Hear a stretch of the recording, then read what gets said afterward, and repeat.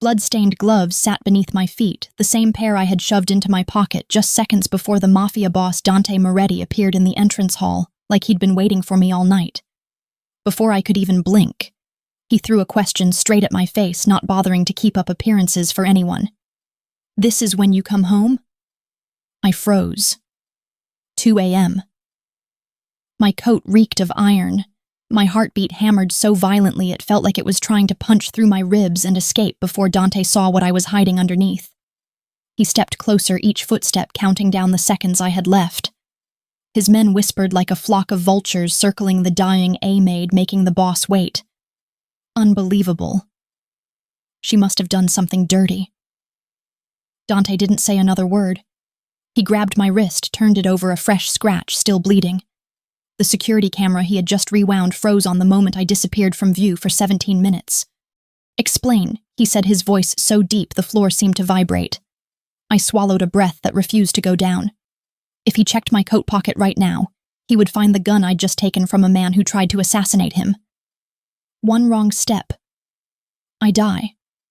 One right step. The secret I've hidden for 3 years would burn away. And I could only say the one sentence that might buy me a few more seconds of life. "I'm not the kind of maid you think I am." That sentence hung in the air, thick and heavy, and for a moment I thought it was going to save me because Dante's eyes, the kind of eyes that never missed a single detail, the kind that could read every weakness in a man or a woman, just by watching them breathe. They didn't blink, but they changed the cold, calculating look, shifting just a hair towards something like curiosity, or maybe suspicion, finally confirmed. He didn't let go of my wrist, and the pressure of his fingers against that fresh cut was a searing, white-hot line of pain that made the darkness behind my eyes swim just a little. But I didn't flinch, didn't move, just held his gaze with a steady, blank expression, the one I'd practiced in front of broken mirrors years ago, the one that said, "There's nothing here for you to see." I knew he was looking for a break, a flicker of panic, some sign that I was about to crack and spill a clumsy lie about a late bus or a sick relative, the usual excuses people use when they're trying to hide something small. But what I was hiding wasn't small at all.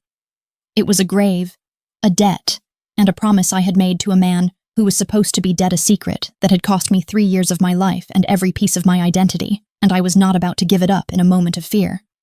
The men around him, the usual collection of thick-necked guards and slick, expensive suits, started to shift nervously, sensing the energy change between us, sensing that this wasn't just a late maid anymore, that this was something else entirely, something that had cracked the boss's carefully maintained composure, and I could hear their whispers growing louder, demanding an answer that I couldn't possibly give them, not without signing my own death warrant, right there on the pristine marble floor, the tension in the foyer building like pressure in a sealed vault, ready to explode at the slightest provocation. And I just kept breathing, slow and shallow, regulating my heart rate, forcing myself to remain the quiet, insignificant woman they all expected me to be, while the beast within the trained operative was screaming to break free and take control. He dropped my wrist, finally, not with a flourish, but with a sharp, abrupt movement that made me sway slightly, and I felt the heat from his hand linger on my skin, a phantom pain where the cut still throbbed, a brutal reminder of the night's work, the brief, messy confrontation that had led to this terrifying moment of reckoning. And then his gaze moved, slicing past my face to the heavy dark wool of my coat, the one I'd chosen specifically for its ability to hide things, its dark color, its loose fit, knowing that in this house invisibility was the only true form of protection I could ever hope to have.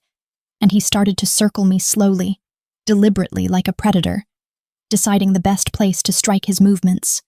Fluid, silent, and entirely unnerving. His silence was more terrifying than any threat he could have bellowed, because it meant he wasn't reacting emotionally. He was calculating, observing, taking in every minute detail that my exhaustion and the rush of adrenaline had caused me to overlook, and I felt utterly naked under his gaze, even beneath the heavy fabric. He was walking the perimeter, seeing everything I wanted to keep hidden, the tiny, almost imperceptible tear in the hem of the coat, the faint scent of rain mixed with something metallic and grim, the same metallic scent that clung to my gloves, and I braced myself for the moment he would demand I take the coat off. knowing that once that happened, once the blood-soaked linen beneath was exposed, there would be no going back.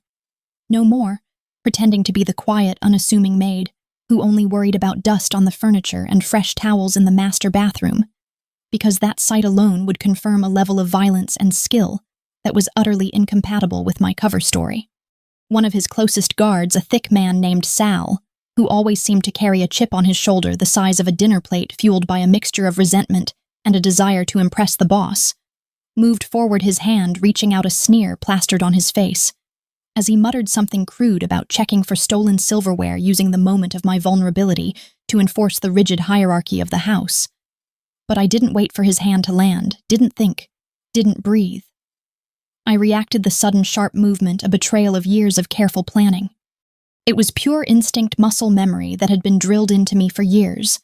A quick, almost invisible shift of weight, a slight tightening of my core, and a movement of my left shoulder that deflected his hand before he even made contact with the coat. A smooth, defensive block that was too precise, too practiced for someone who only knew how to use a mop and bucket, a fraction of a second of deadly efficiency that screamed of training and lethal intent. The hand that had been reaching for me froze midair, Sal's face going instantly blank with surprise, his thick brow furrowing in confused disbelief, realizing that his simple act of dominance had been effortlessly thwarted by the supposed maid. And then I saw it.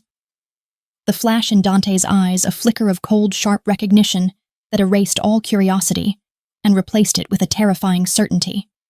It was the look of a hawk spotting something moving miles below, that sudden, terrifying recognition of a threat, a skill, a dangerous capability that shouldn't exist in a person standing where I was standing, not in the low-status periphery of his world.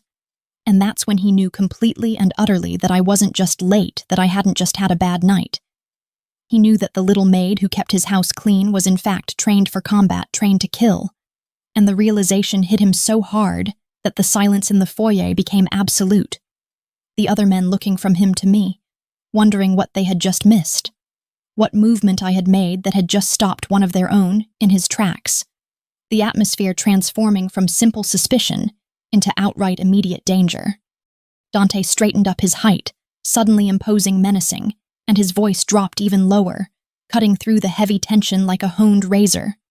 The question no longer a reprimand, but a terrifying statement of fact that demanded every single piece of my attention, a definitive end to the masquerade. "A maid doesn't move like that," he stated, and he didn't phrase it like a question, because he already knew the answer.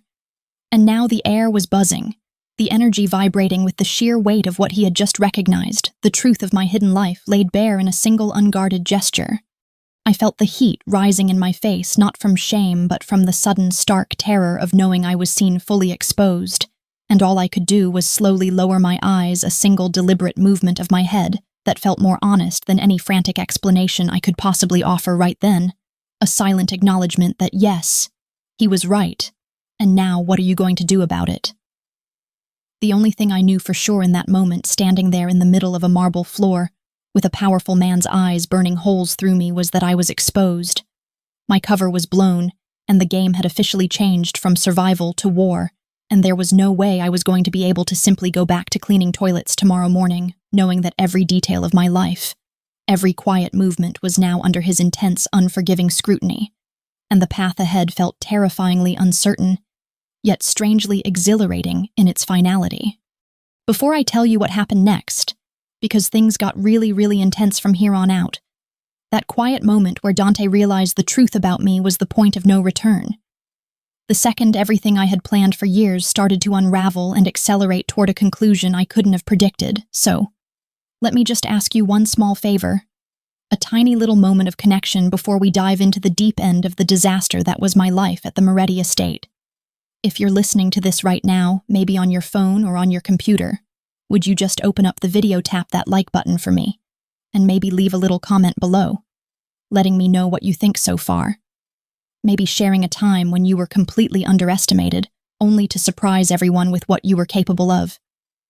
And if you haven't already, please hit that subscribe button, because walking this road, the heartbreak, the betrayal, and eventually, the healing is so much easier when I know you're walking it with me, and I appreciate you for sticking with me this long, for giving space to a story that's about so much more than just a maid and a mafia boss.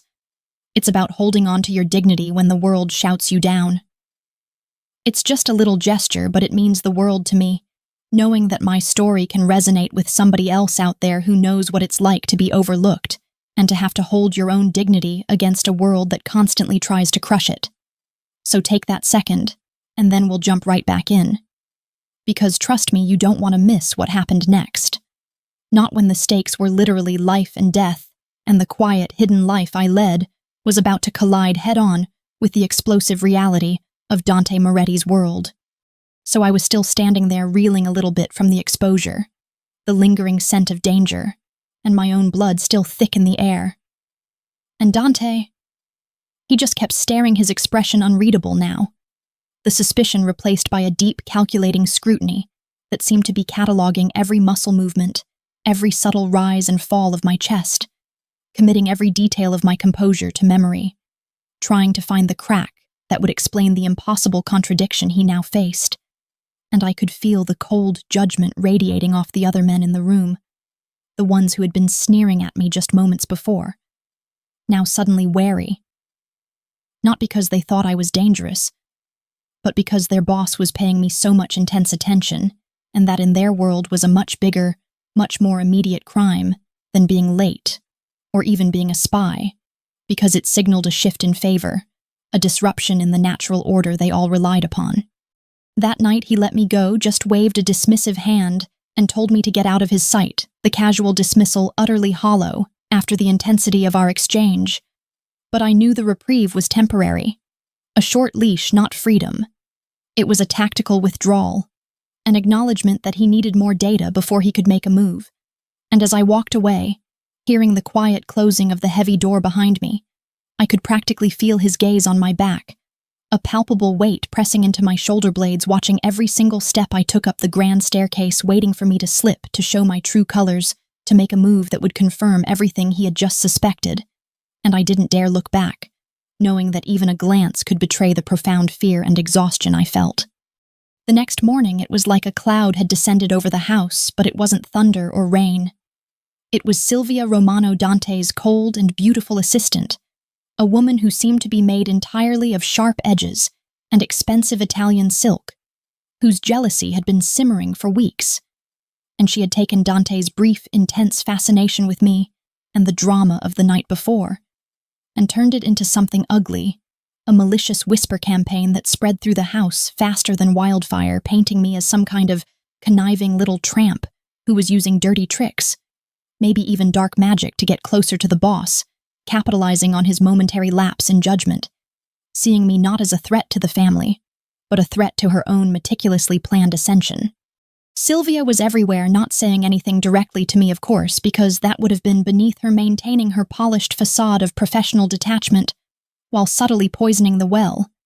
But she'd stand just close enough to the servants' quarters, or the security guards, or even the other maids, ensuring her words were overheard, and she'd let comments drop like poisoned sugar cubes, insidious little suggestions about cheap dancers who had to work their way up from the gutter using illicit means, or about filthy gold diggers who tried to use their bodies to gain access to the kind of power they could never earn on their own, constantly reinforcing the idea that my sudden importance was rooted in something sleazy and dishonorable, trying to delegitimize my very presence. She'd casually mention how a maid's hands should be soft, not calloused like mine, or suggest to the chef that the late-night disappearances were clearly for secret, shameful liaisons, not honest work, and the guards, who were already resentful of anyone getting too close to their boss and intimidated by the display of skill. The previous night they ate it up, whispering and snickering behind their hands every time I walked by, making crude jokes that felt like little pinpricks of fire, reminding me constantly of where they thought I belonged, attempting to drag me back down to the low, disposable status they believed I deserved, their petty cruelty serving as a collective shield against my perceived threat. It was humiliating, pure and simple, the kind of crushing, petty cruelty that only comes from deep insecurity, a desperate attempt to protect her own perceived territory. And there were days, honestly, when I felt like I couldn't breathe, like the weight of their judgment and their filthy assumptions was pressing down on my chest, making it impossible to hold my head high. making me feel exactly like the low-status, insignificant girl they all believed me to be. The one who didn't belong in their world of pristine marble and silent wealth. The one who should just keep her head down and disappear into the woodwork. A feeling so acute I could almost taste the dust of the life they wanted me to occupy. Yet the very act of enduring it quietly strengthened my resolve to expose the true filth in their midst. The worst of it came a few days later during one of Dante's dreaded business dinners. The kind of gathering where the whole house had to be perfect. Every piece of silver gleaming, every crystal glass polished until it shone like a star. A stage set for the performance of immense wealth and effortless power, where the smallest imperfection was magnified into a catastrophic failure. And I was moving through the room, serving aperitifs, trying to become as invisible as the air conditioning unit, my every movement studied and economical, when one of the matriarchs, an ancient woman named Contessa Elena, a name that was an ironic twist of fate, who was dripping in diamonds and the kind of entitlement that only centuries of inherited wealth can bestow, called me over with a flick of her bejeweled wrist, the sound of the metal against the linen stark in the heavy air, forcing me to stop right in front of the long, heavy mahogany table, where all the city's power brokers were seated. The scent of expensive cologne and old money thickened my nostrils, suffocating me with its arrogance. She looked me up and down, a slow, contemptuous sweep of her eyes that lingered on my plain uniform, my simple hair, and the quiet dignity I was trying desperately to maintain her expression, one of utter distaste, as though I were a smudge on her otherwise perfect porcelain, a creature dragged in from the street. And then she did something truly awful, a gesture so brazenly cruel it took my breath away. She pulled a crumpled wad of cash, $100 bills, I think a disgusting, disrespectful amount, intended to emphasize the vast chasm between us, from her tiny silver handbag, and casually tossed it onto my tray, scattering a few of the bills onto the floor, right at my feet, forcing me to kneel for her money, for her amusement. She looked straight at me, her mouth twisting into a tight, disgusted sneer, her voice carrying a sharp, piercing quality that cut through the low murmur of conversation, saying loud enough for the whole table to hear, loud enough for Dante to hear, who was seated right at the head. "Buy yourself a respectable face, little girl. You're distracting the staff with that pathetic, hungry look, and frankly, you're an embarrassment to the linens. Learn your place." I felt my face go hot, the blood rushing up my neck and the sudden, overwhelming urge to scream, to lash out, to tell her exactly what I thought of her ugly, rotten soul, and her misplaced sense of superiority was almost too much to bear, but I didn't. The training held the years of enforced self-control, locking down my emotional core, allowing me to process the insult without reaction. I simply bent down my movements, slow, deliberate, and utterly devoid of panic, picking up every single bill, even the one that had slid under the thick, expensive rug, put them back on my tray, ensuring they were neatly stacked, accepting the money as if it were a mandatory tip, which in this world it was, and without meeting anyone's eyes, without saying a single word, I placed the tray gently on the nearby serving cart, my hands steady, despite the tremor in my chest. And then I walked out of the room, my back rigid and straight, feeling like every single eye in that room was drilling holes into me, trying to make me stumble, trying to see me break. But I refused to give them the satisfaction of a single tear, or a single moment of visible weakness, turning the act of being humiliated into a silent, defiant performance of control. And Dante, he just watched it all happen, silent, completely still, leaning back in his high-backed chair with that inscrutable look on his face, a look that seemed to say, "I am observing this experiment. I am assessing the reaction, but I will not interfere." And his lack of action, his refusal to defend me, even with a simple, quiet gesture of disapproval towards the matriarch, felt like the sharpest betrayal of all, a silent confirmation that in his eyes, I was indeed nothing more than the object of scorn and ridicule, a low-status servant who was disposable and unworthy of his protection, a variable in a larger political equation that wasn't worth the cost of a momentary diplomatic slight. He was letting them do it, letting them tear me down piece by piece because he still didn't know who I really was. He was testing me, waiting to see if the Maid facade would crack under pressure, waiting to see if the trained killer would emerge, and exact swift, brutal revenge, knowing that a true operative would never compromise the mission for personal slight. And I knew that if I had lashed out, If I had even raised my voice, it would have been the confirmation he needed to eliminate me as a liability. He still didn't know that beneath the maid's uniform, I carried a code of honor and a history of sacrifice, that none of them could ever imagine a moral compass that pointed toward my debt to Raphael. And the only thing that kept me moving, kept me from just dropping the tray and walking out the front door forever, was the memory of a promise, the solemn oath I had taken 3 years earlier. That was the entire reason I was standing in that gilded cage in the first place, an oath I was prepared to die for.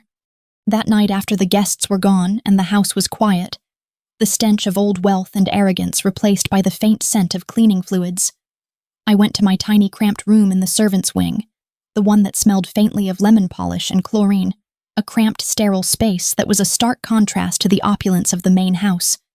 And I stood by the window staring out at the expansive dark grounds, the manicured gardens a silent testament to the vast difference between my world and theirs, and I let myself feel the sting, the raw, burning pain of being treated like absolute filth. I pressed my forehead against the cool glass, letting the physical sensation ground me. And I didn't cry because I had used up all my tears years ago, had cried them into the dirt when I thought I had failed my mission. But I allowed myself to feel the weight of it, the bitter taste of humiliation and injustice, and that weight, that memory was what solidified my resolve to finish the job. No matter the cost, no matter how much they underestimated or degraded me, transforming the pain into a cold, diamond-hard focus that would not shatter. The very next week, the house was thrown into chaos for a massive party, a huge event meant to solidify a business merger with another major syndicate. The kind of night where every vulnerability of the Moretti operation would be exposed by the sheer number of unknown faces, and the distracting noise, and the air was thick with the scent of expensive perfume, cigar smoke, and nervous anticipation, with hundreds of people milling around, a perfect chaotic cover for what came next. A setting that screamed danger to my heightened senses. I was moving through the crowd, trying to collect empty champagne flutes, keeping my head down, and my movements economical, almost invisible, among the swirling silks and tailored suits, when the whole atmosphere shifted a sudden sharp intake of breath that rippled through the guests, the kind of collective pause that signals imminent disaster. And then I saw it. The glint of steel, a tiny, almost invisible movement, high up in the rafters of the atrium, followed by a silenced snap that sounded no louder than a dry twig breaking an expertly muffled shot.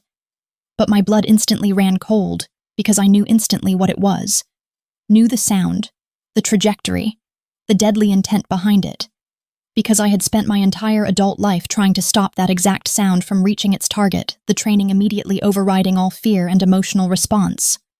The target, of course, was Dante, who was standing right in the center of the crowd, completely exposed, shaking hands with some hulking Russian brute, who I immediately recognized as Andrei Volkov, a blood enemy of the Moretti family.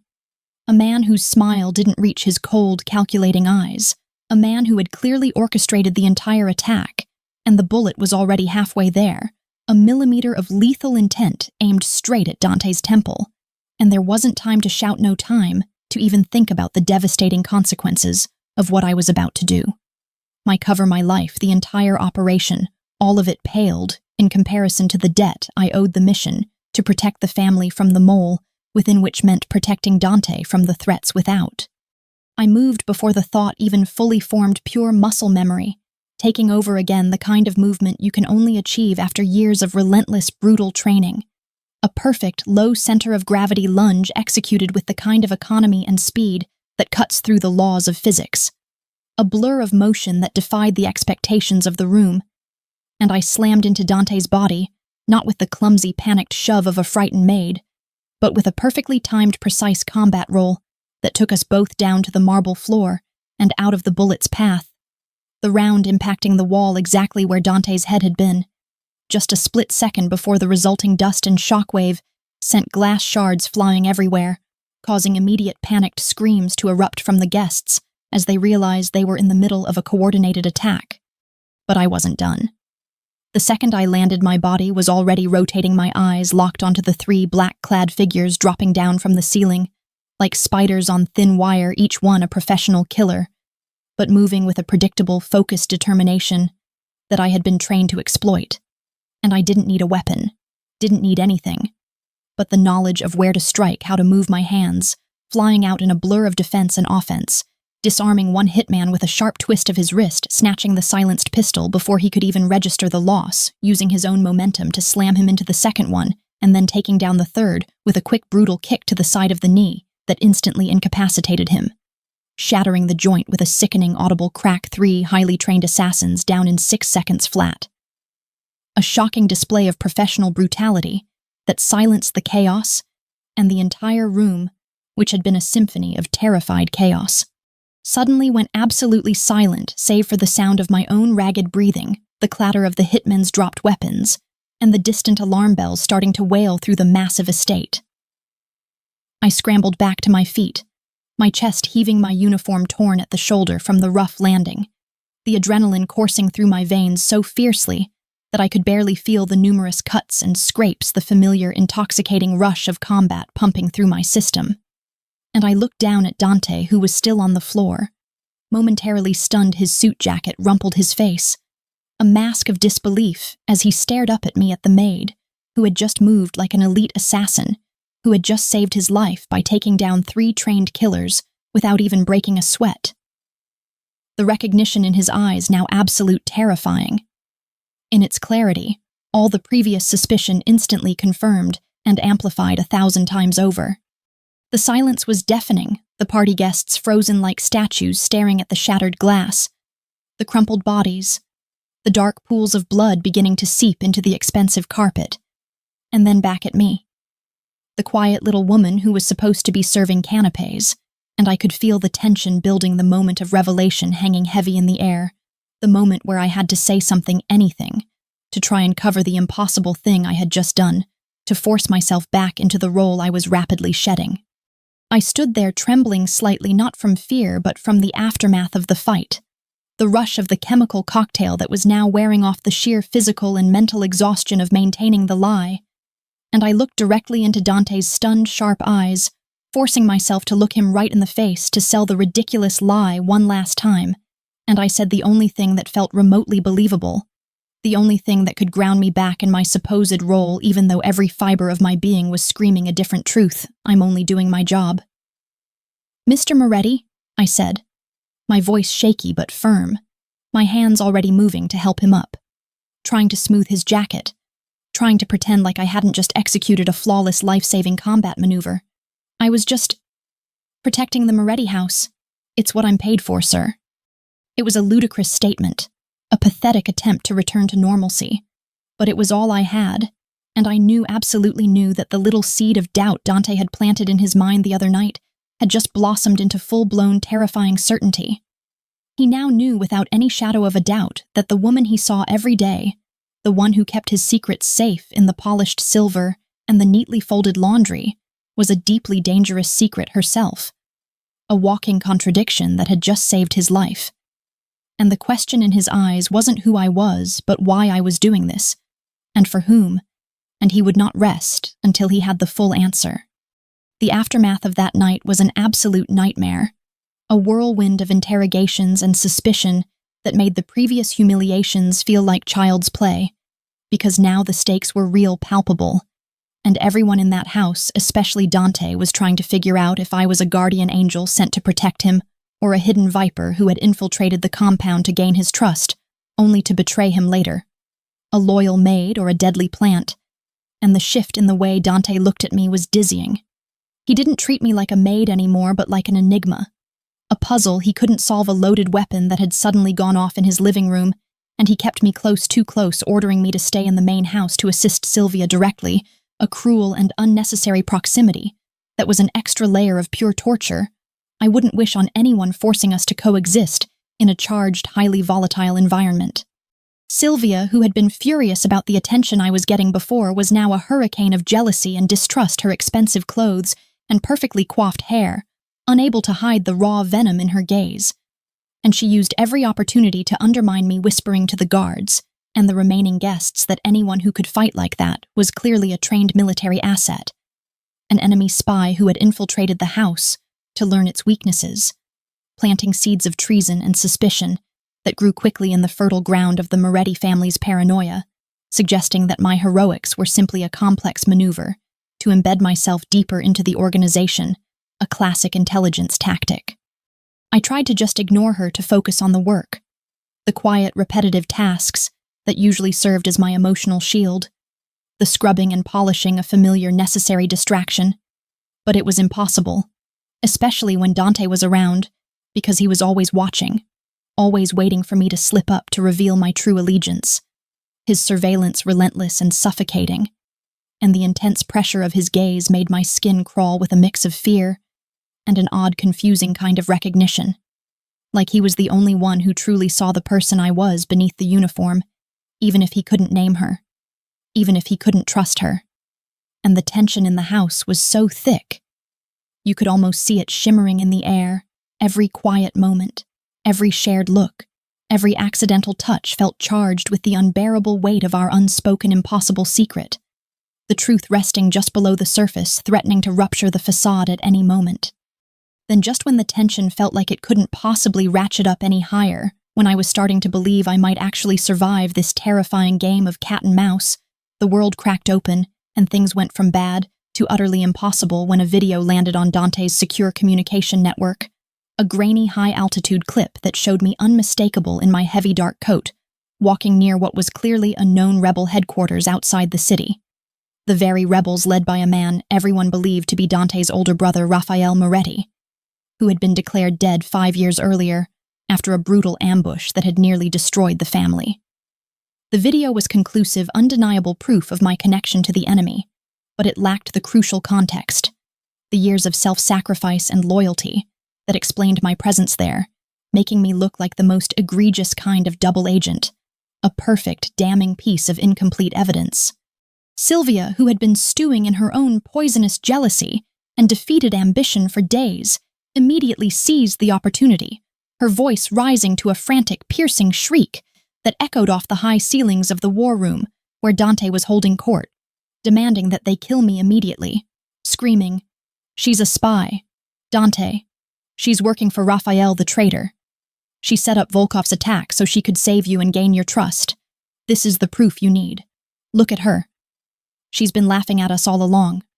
The guards immediately swarmed me, their guns drawn aimed right at my chest, the cold barrels feeling terrifyingly real, the shock and betrayal on their faces almost as painful as the threat of death.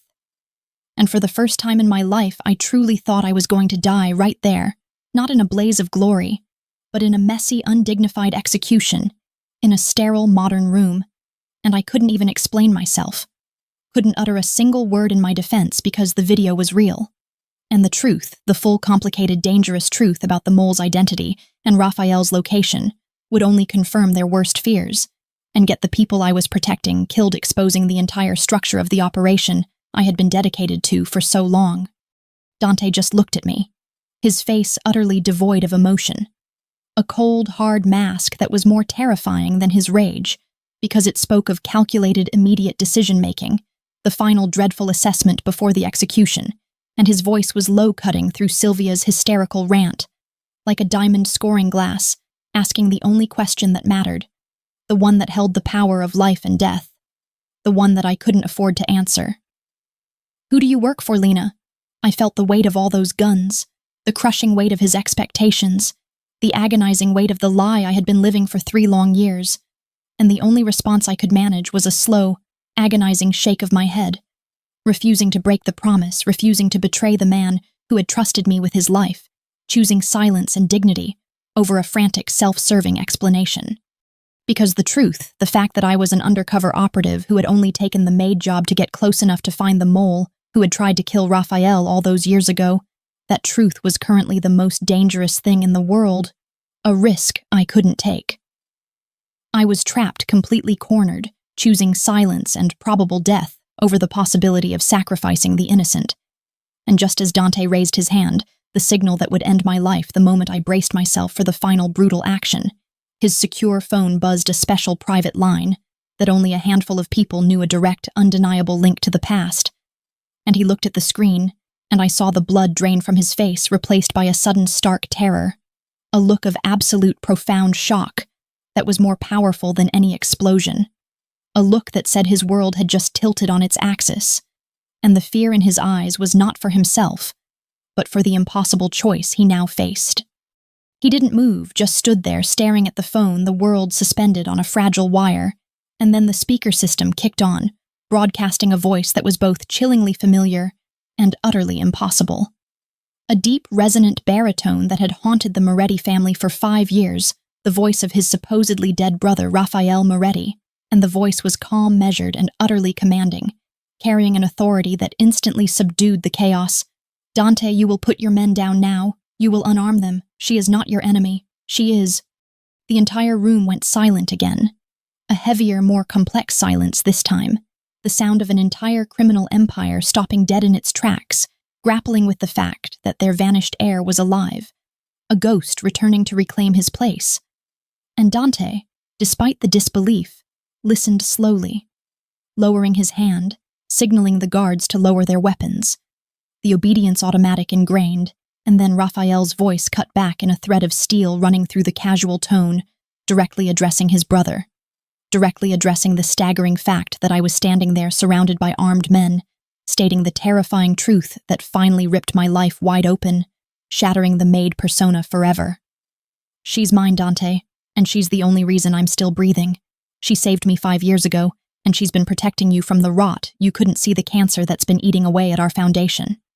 The next few minutes were a blur of confusion and raw emotion, the room exploding into a cacophony of shouts and demands as Raphael, speaking from an unknown location, laid out the whole impossible truth with cool, detached efficiency that I, the insignificant quiet maid, was the undercover agent who had saved his life 5 years ago after the ambush that was supposed to kill him, a trained operative who had pulled him from the wreckage and nursed him back to health, and that I had subsequently volunteered to infiltrate the Moretti estate as a maid to identify the very traitor who had set him up, the mole hidden deep within Dante's organization, the ultimate double agent playing a game for the highest stakes.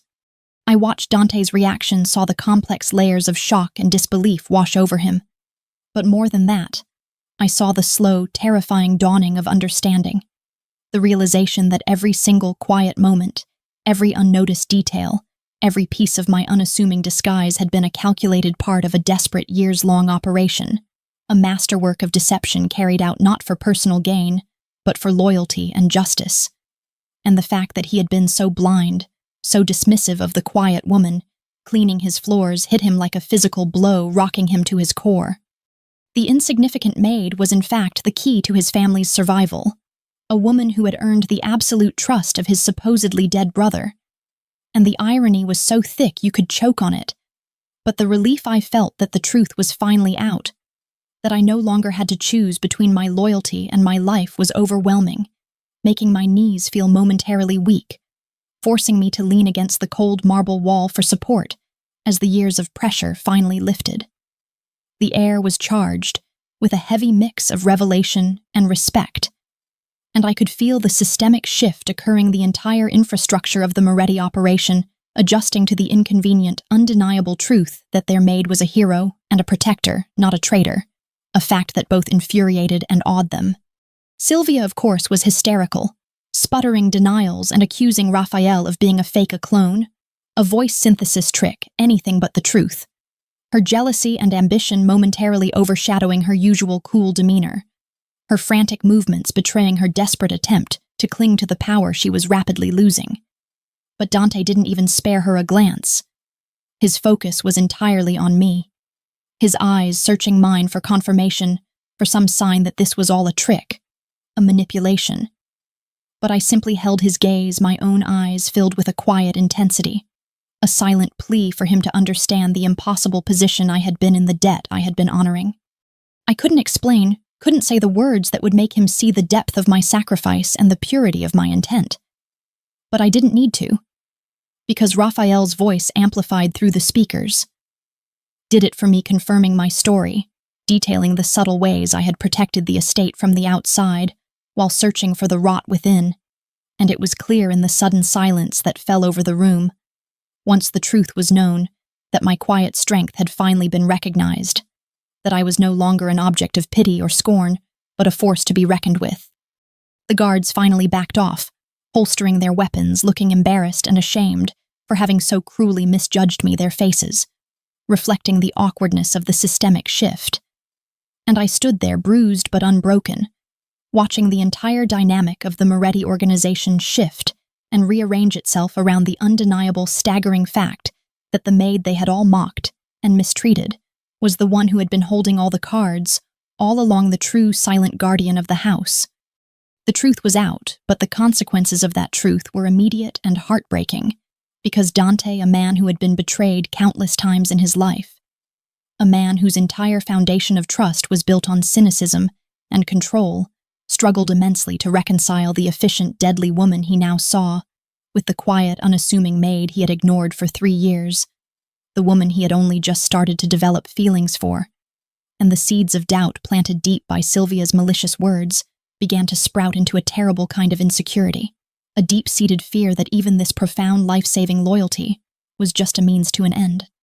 Sylvia, sensing the shift in the air, the possibility that her position was now under threat, the mole hunt was officially on, and she was sweating doubled down on her venom, twisting every piece of evidence, every private exchange with Raphael's men, to make me seem like a manipulative opportunist, hissing in corners that I was only using Dante, that I had been sent by Raphael to replace him to steal his power.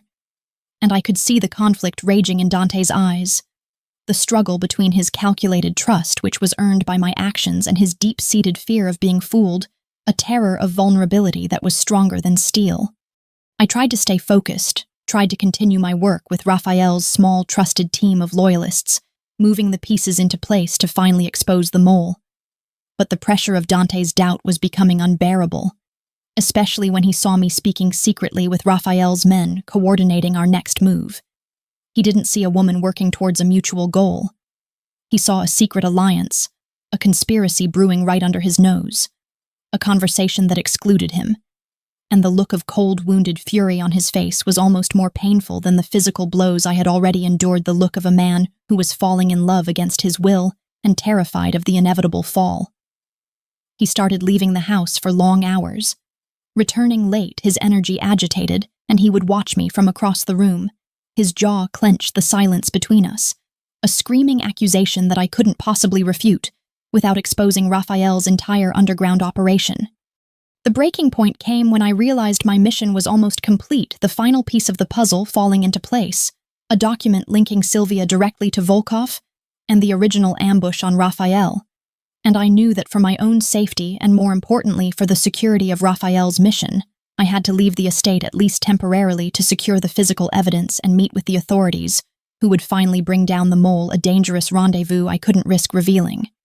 So I went to Dante calm and collected, even though my heart was hammering a frantic rhythm against my ribs, and simply asked for permission to gather my things and go, giving him a vague professional explanation about the need to meet with Raphael's external contacts, making it sound like a military necessity. But he didn't hear the explanation. He only heard the request to leave, the absolute finality of my decision to step outside of his control, and the sudden raw pain in his eyes was devastating, making my own heart clench with a horrible aching guilt, realizing how deeply my forced distance was cutting him. He didn't shout, didn't threaten. He just stood there, frozen, his chest rising and falling heavily, a man physically struggling to contain an eruption of pure agony. And then he turned away from me, moving with sudden, violent speed, walking straight into his private office, slamming the heavy soundproof door behind him with such force that the entire hallway seemed to tremble, the sheer, uncontrolled power of his emotional breakdown momentarily paralyzing me.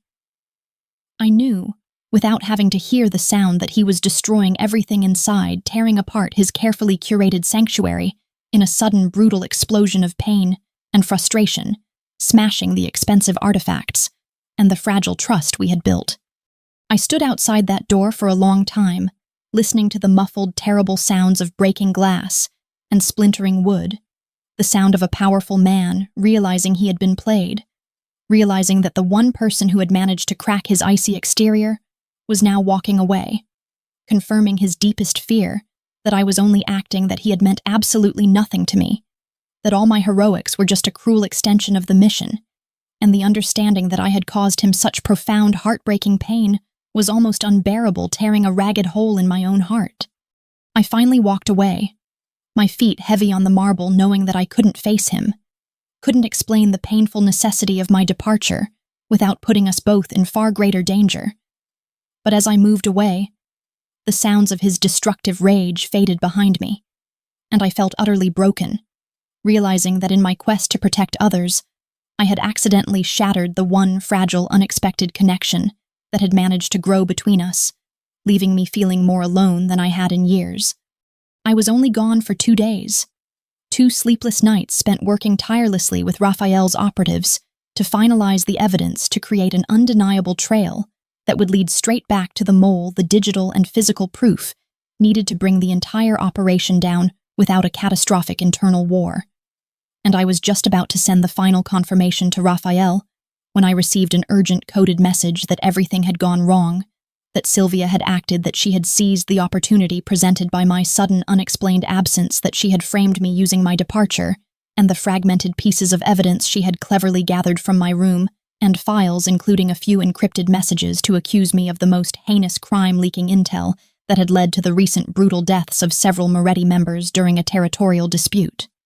I raced back to the estate, the car barely stopping before I was running inside my heart, hammering with a mixture of fear and pure, unadulterated fury at Sylvia's calculated malice. But I was too late. Sylvia, moving with the cold efficiency of a trapped viper, had already assembled the council, the heads of the other crime families, and a contingent of Dante's most loyal but easily swayed men in a rapid, preemptive show of force. And when I burst through the back entrance, trying to make my way to the war room, I found myself immediately overpowered, wrestled to the ground by 2 huge guards. My arms twisted painfully behind my back and dragged into an empty wine cellar beneath the house, a cold, dark, and soundproof room that served as the family's preferred interrogation space where the proceedings had already begun. They tied me to a heavy wooden post, the ropes digging mercilessly into the fresh cuts on my wrists, the cold stone floor radiating a chill that went straight to my bones. And Sylvia stood over me, her face triumphant, her eyes burning with a manic, terrifying glee, directing the men to rough me up, to make me talk, to confess to the fictitious crime she had so meticulously fabricated, reveling in the final moment of her power over me. I took the blows, the sting of the fists, and the harsh accusations, turning my face into the darkness of the post, refusing to speak, refusing to give her the satisfaction of seeing me break, knowing that even if I died here, I would not allow her to win, to discredit the entire operation that had saved Raphael's life, and was about to expose her own treachery.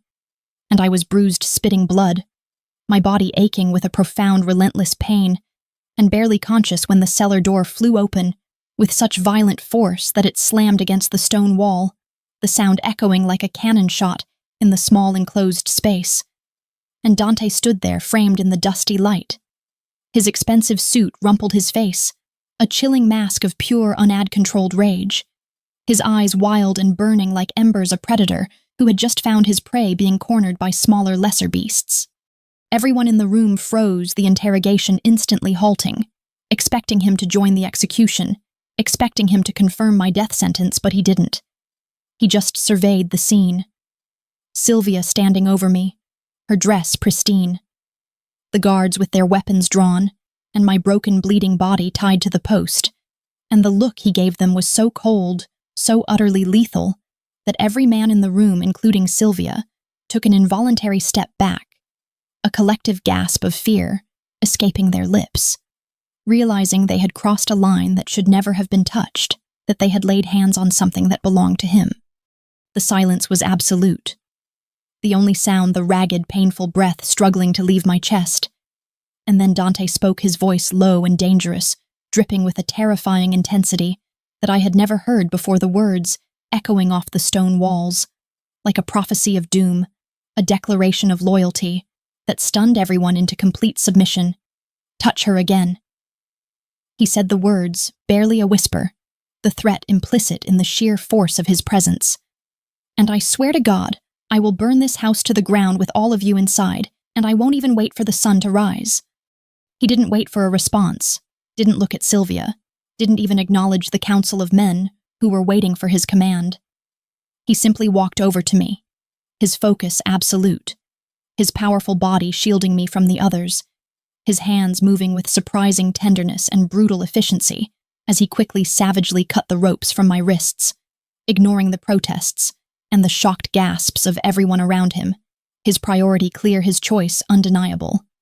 My legs gave out the second I was free, the sudden release of tension too much for my battered body to handle, and I collapsed into his arms, the rough fabric of his suit, a shocking comfort against my bruised skin. And he held me tightly, protectively, burying his face in my hair, turning his back on his entire world, on the history, the power and the allegiance he had built his life on, choosing instead to hold the insignificant Maid.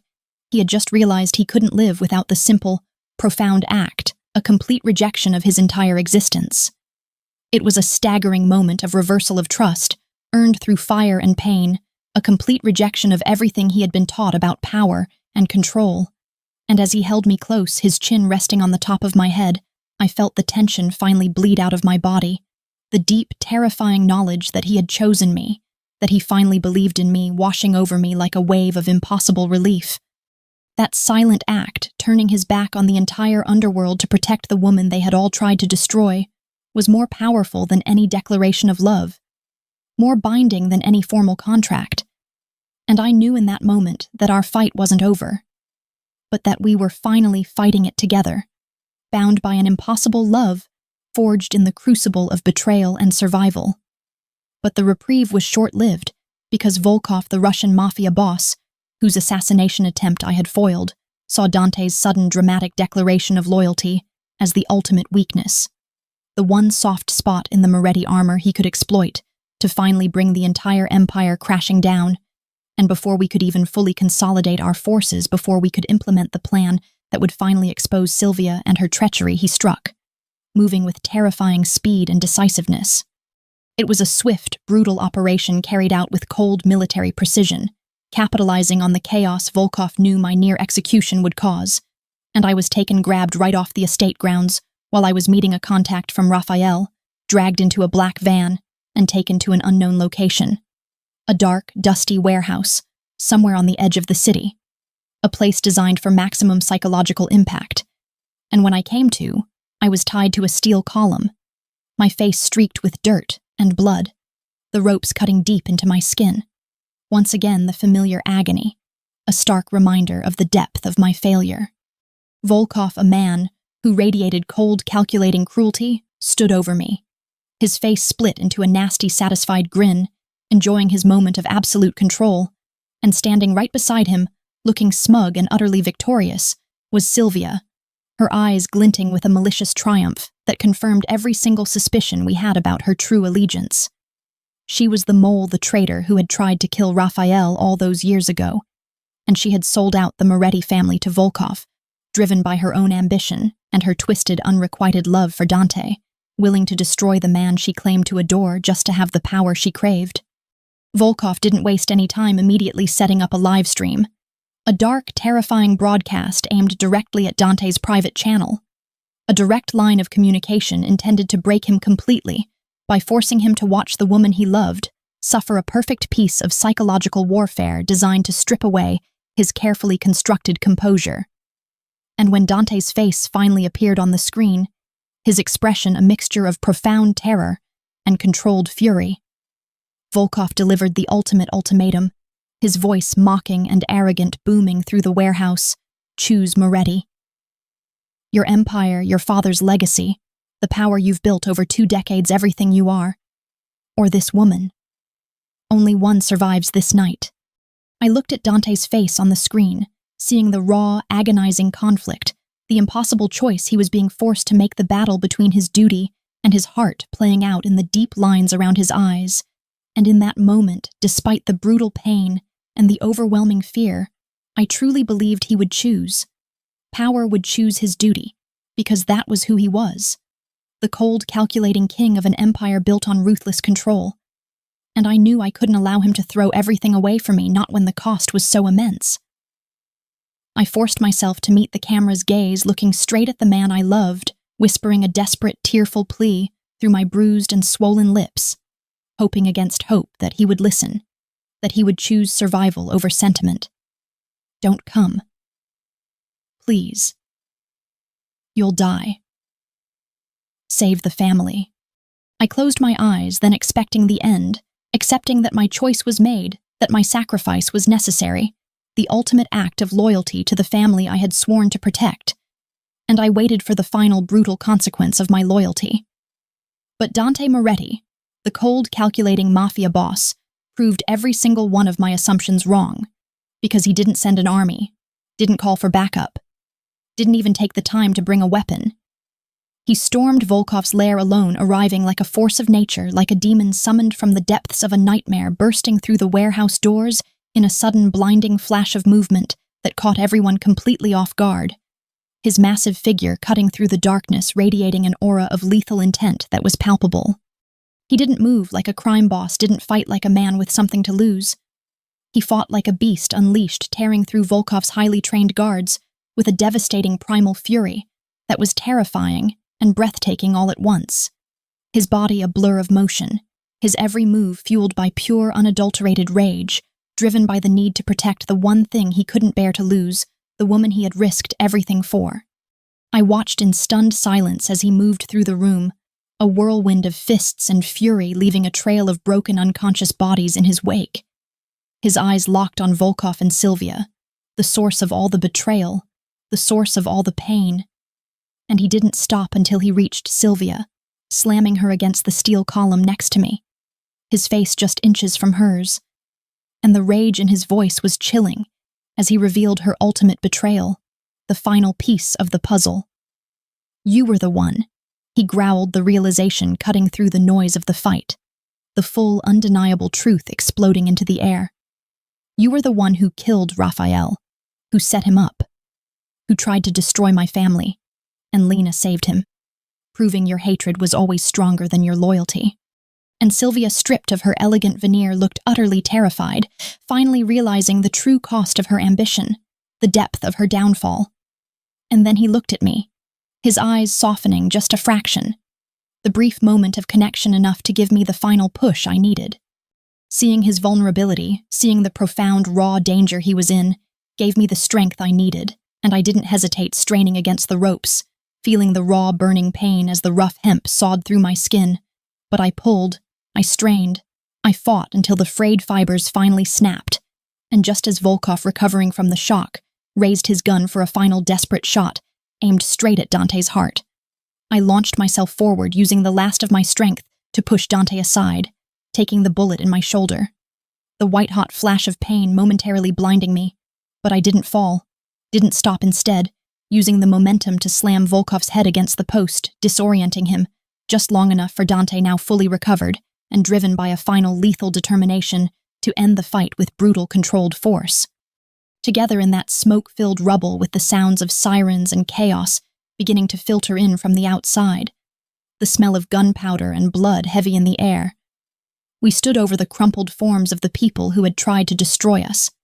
And Dante turned to me, his chest heaving, his face streaked with blood and sweat, his suit torn, and he pulled me close, supporting my weight, his hands tender against my wounds, looking straight into my eyes with an intensity that burned away all the lies, all the doubts, all the fear that had defined our relationship from the start, a bond forged in mutual combat and life-saving sacrifice. In that quiet, terrifying aftermath, standing there in the ruins of the warehouse, his arms wrapped tightly around me, Dante looked down at me, his breath still ragged, the adrenaline starting to wear off, and the silence stretched out heavy and meaningful, loaded with everything that didn't need to be said about the past, about the lies, about the agonizing, impossible journey we had both just endured. And his voice, when it finally came, was no longer the commanding tone of the mafia boss, but the raw, steady voice of a man who had faced the edge and chosen love over power, chosen me over the empire, and the finality of his words was absolute, a promise that sealed our future together. A simple, perfect statement of undeniable partnership, a recognition of my strength that meant more than all the diamonds in the world. From now on, he whispered, his grip tightening just a fraction, the warmth of his body, a comforting anchor against the cold, hard reality of the world we inhabited. "You don't work for me. You fight beside me. And anyone who forgets that will answer to both of us." The aftermath was exactly what it needed to be, quiet, steady, and irreversible. Sylvia and Volkov faced the natural consequences of their treason. disappearing into the cold, silent machine of the underworld, their power and their influence crumbling into dust as the truth of their conspiracy was revealed. Their fall from grace, a quiet correction of the universe that required no effort on our part. And I didn't gloat, didn't linger on their fate, simply turned my back on the wreckage they had created, ready to move forward into the impossible life that was now mine. A life defined not by cleaning floors, but by strategic partnership and fierce loyalty. My dignity, the quiet strength I had carried through all the judgment and all the cruelty, was now undeniable. Recognized not just by Dante, but by the whole organization that had once dismissed me as the insignificant maid, and the silence in the hallways of the Moretti estate was different now. It was the silence of respect, the quiet acknowledgement of a woman who had proven her worth, not with noise or demands, but with sacrifice, loyalty, and the unwavering courage to stand for what was right, even when it cost her everything. The pain faded, the scars healed, and what was left was a quiet, deep understanding between two people who had once been strangers, a powerful man and an overlooked woman who had found each other in the most impossible, dangerous way, and I finally understood that being underestimated had been my greatest weapon all along. That long, painful journey, that constant need to stay quiet, to keep my head down, to let the world judge me by the cover, that was the thing that saved me. That was the thing that led me to him. And in the end, it was my quiet resilience, not my skills or my secrets, that ultimately changed everything, transforming me from a phantom protector into a permanent, undeniable force at his side. It's strange, isn't it, how the hardest parts of your life, the moments where you feel the most broken and alone, turn out to be the exact things that prepare you for the impossible, that give you the strength to stand tall when the world is screaming for you to fall, and how the deepest connections are often forged in fire and absolute honesty, not in comfortable ease. I look back now, and I realize I was never small, never insignificant, just unseen, waiting for the right moment, the right reason to step out of the shadows and take my place. And I wouldn't change a single moment of the agonizing journey that brought me here. If you're carrying a heavy burden right now, if you've been dismissed or judged for who you are or where you came from, please know that your quiet strength is seen, it is appreciated, and you are far more powerful than they will ever know. Keep your head up, keep moving, and trust that the world always rights itself in the end. Where are you watching from? Leave a comment below and hit follow to walk with me through heartbreak, betrayal, and finally healing.